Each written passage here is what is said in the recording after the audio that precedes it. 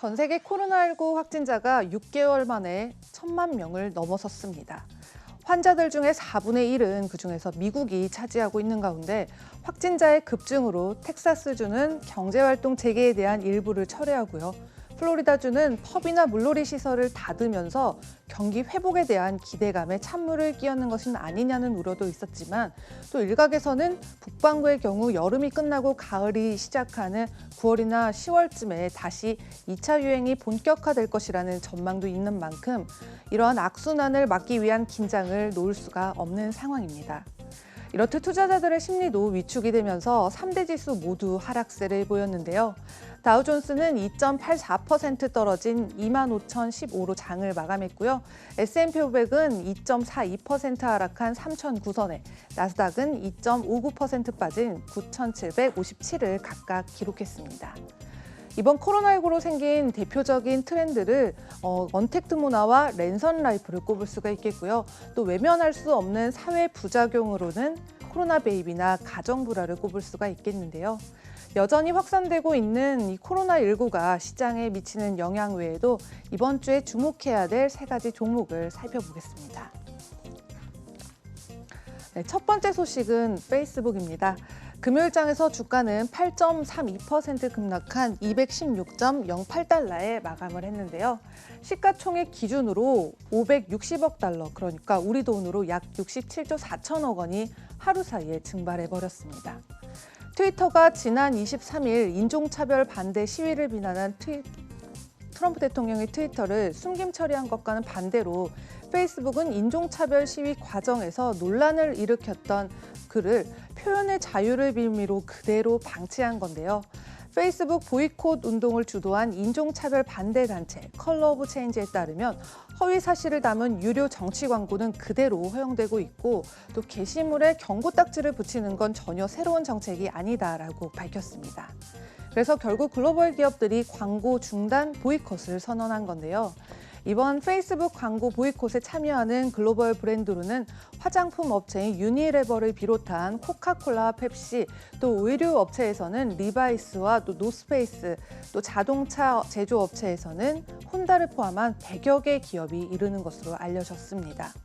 이에 26일 마크 주커버그 CEO는 게시물이 폭력을 선동하고 투표할 권리를 빼앗는다고 인정이 된다면 누구의 말이든 상관없이 삭제할 것이라고 뒤늦게 입장을 밝혔습니다. 네, 다음은 마이크론 테크놀로지입니다. 금요일장에서 1.42% 빠진 48.49달러에 마감을 했는데요. 29일 오늘 장 마감 후에 실적 발표를 앞두고 있고 애널리스트들은 52억 6천만 달러와 0.75달러의 주당 순이익을 예상하고 있습니다. 마이크론 테크놀로지는 재택근무나 온라인 교육 등의 영향으로 상업용 노트북 구매가 늘어나고요. 또 게임 사용이나 이커머스 등에 따른 데이터 센터용 반도체 등의 사용이 높았는데요.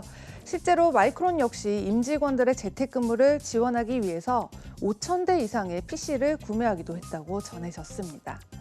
코로나19가 발생하기 전에 월스트리트는 컴퓨터 및 스마트폰 부품 시장이 성장함에 따라 수요 회복을 예측했었는데요.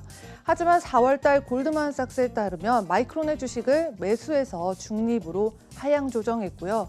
당시 회사의 밸류에이션은 성장 전망을 완전히 반영했다고 밝혔습니다. 하지만 세계 경제의 대부분이 경기 침체에 직면했을 때 반도체 산업만큼은 다른 산업들에 비해서 그래도 업황이 꽤 괜찮았고요. 오히려 코로나19로 인해서 서버 투자가 많아진 덕분에 전망도 나쁘지가 않았는데요. 인베스팅닷컴의 35명의 분석가 중에 25명이 매수 의견, 9명이 중립을 보이고 있습니다. 네, 다음은 나이키입니다. 나이키는 코로나19 속에서도 온라인 매출이 크게 늘어나면서 어느 정도는 선방하는 것 같았는데요.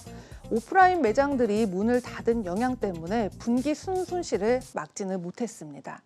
CNBC에 따르면 나이키는 올해 3월부터 5월까지 매출이 63억 1천만 달러로 지난해 같은 기간보다 38% 감소한 데다가 같은 기간 주당 순손실은 0.51달러로 시장 예상이 주당 순이익 0.1달러에 크게 미치지를 못했는데요.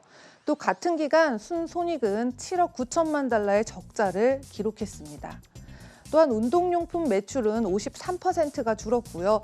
의류와 신발 매출도 각각 42%, 35%씩 감소했다고 전해졌는데요. 주가를 살펴보시면 3월 저점에서 강세를 보인 이후에 26일장에서는 7% 이상 하락하면서 93.67달러에 마감을 했고요.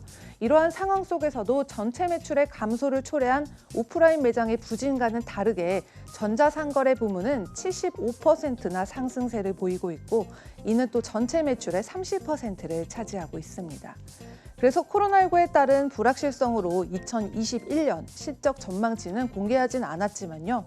위기를 기회로 만들면서 2023년 계획했었던 온라인 매출의 30%나 달성하는 목표를 3년이나 앞당겨서 이루게 된 건데요.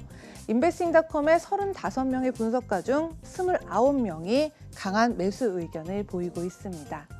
지금까지 글로벌 금융시장 심쿵 브리핑 펄스였습니다.